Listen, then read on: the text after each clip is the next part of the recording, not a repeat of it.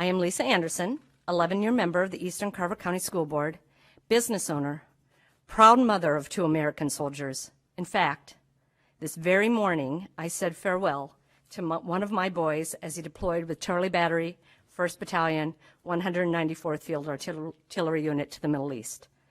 So imagine my emotions at being called a communist. The other item I'm compelled to point out as a Blue Star mom is the implication that District 112 does not say the Pledge of Allegiance. This is not true.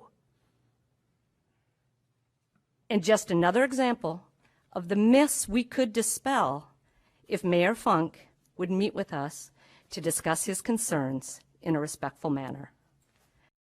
Mayor Funk's behavior is beyond troubling. His lack of respect for his fellow council members is appalling.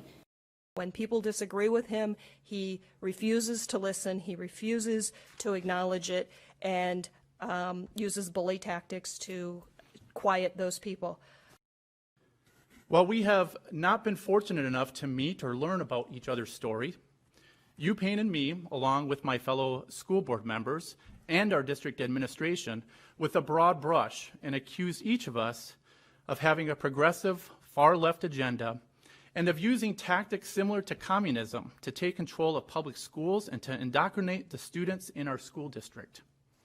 So you see, Mr. Funk, I can empathize with your feeling of being accused of something without the other person knowing anything about you. In closing, I would like to inform the community that both Julia Coleman and Addie Miller have been in conversations this past month with educators from Eastern Carver County. They both seem to value our input and respect our profession. Tom Funk has ignored and dismissed several attempts by teachers in ISD 112 to get together and have an open dialogue. To quote Maya Angelou, "Do the best you can until you know better. Then when you know better, do better." Tom Funk has proven over and over again that he wants to hold tight to his chauvinistic ideals. He rejects opportunities to know better. Thus, he will never do better. This community deserves better than Tom Funk. Thank you. Mr. Funk, I know that you and I have had a conversation at another school event where I urged you to be a leader, to stand up, to use your position to the benefit of this community, and you have showed that you aren't able to do that. So I would encourage you to continue to educate yourself, to get all the voices of this community, not just those that align with your political agenda, but hear everybody here. This should tell you right now that we're done. We are not going to continue to divide this community. And if you want to be a part of that, you need to start doing your part, whether it's here in Victoria or at the state level. After watching last week's city council meeting, I knew I needed to speak out.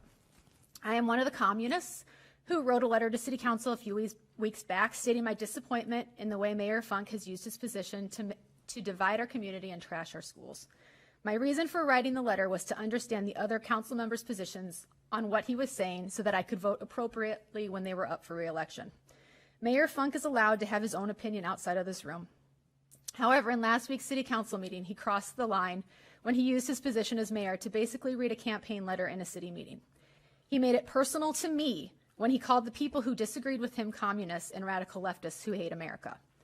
As such, I would like to set the record straight for anyone watching this meeting tonight and tell you a little bit about me and my husband. We are not communists. We love America and have benefited greatly from all that it has to offer.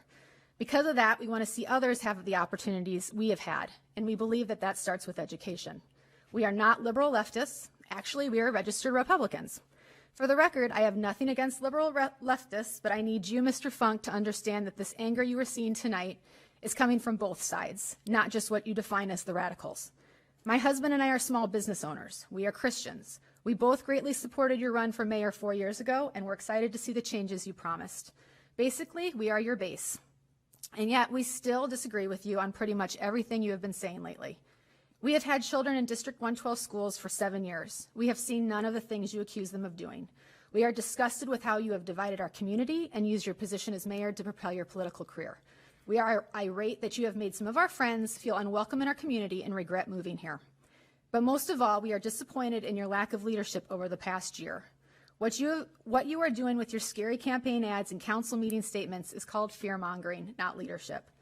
Mr. Funk, it is not just the liberal left who disagree with you, and we are not just a small fringe group. We are a large group of people in this community who are tired of listening to you spout off racist propaganda, trash our school district, and make our community look ignorant. You say that you will not be silenced and bullied, and yet last week you silenced 2 of your council members. When you chose to dismiss Councilwoman Judy Black as being silly, you hit a nerve with every woman who has ever been dismissed for sharing her opinion about something that she cares deeply about. And that is why we are here tonight, to show you that we have had enough. As a member of a school district that encompasses multiple cities, you have an obligation to hold elected officials to a standard of truth-telling when they are speaking about the district. You have failed the residents of your school district community. Additionally, Mr. Funk used his time on the public record to belittle a female member of the City Council by calling her silly and accusing her of being a pushover.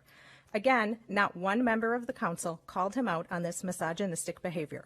Girls and women in our community deserve to be heard when we're speaking in public and not called names. You have an obligation to hold each other to a standard of truth-telling and basic decency. So I've been one of the people that you attacked on different levels for the last few months, actually. I don't think that you can believe in equality because there's an obvious difference of how you treat the people that you consider friends and the things you say about me on social media without knowing who I am. I don't sympathize with you. As adult men, I expect us to be past this part. I expect us to be more mature. As a city leader, I expect a leader to lead. Not just lead a few, but lead all. The mayor serves as an ambassador for our community who should highlight the good that is in Victoria. Mayor Funk has instead chosen to push his own extremist views and is therefore misrepresenting them as views of the city. Mayor Funk's speech at the last city council meeting was incredibly partisan and divisive. He referred to people who oppose him as communists, leftists, and radicals. Not only is this not true, but how can someone fairly represent a diverse community if he uses name-calling to show his disagreement with others? There is simply no reason this type of language belongs in a city council meeting. In addition, we would like to express our extreme disappointment in how Mayor Funk treated Councilwoman Black. Mayor Funk was dismissive, rude, and called her silly. When used in this context, the word silly is almost exclusively thrown at women in a sexist attempt to dismiss an otherwise valid argument. We demand an apology on behalf of Councilwoman Black. Finally, Mayor Funk, you may not appreciate the damage you are doing to our community with your divisive rhetoric, but we will make sure you will not do more damage in the Minnesota State Senate. We urge you to resign and save our community from further embarrassment. Thank you